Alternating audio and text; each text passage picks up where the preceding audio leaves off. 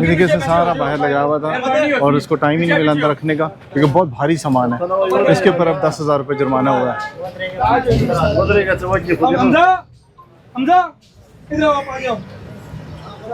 इस पे 10,000 को फाइन लो, नहीं तो इसका मोबाइल पहले वो कंफिस्केट करो और 10,000 रुपये फाइन। क्या चाहिए इसे अभी 10,000 रुपये फाइन। ये है पूरा बाजार बना हुआ है दुकान के बाहर। अब इसने पैरा को देखने के बाद ये सब कुछ छुपा दिया। ऐसा करो, ये जो पेटियां पड़ी है ना, ये उठा के जब्त करो, पेटियां जब्त करो, ये सारा आ जाएगा।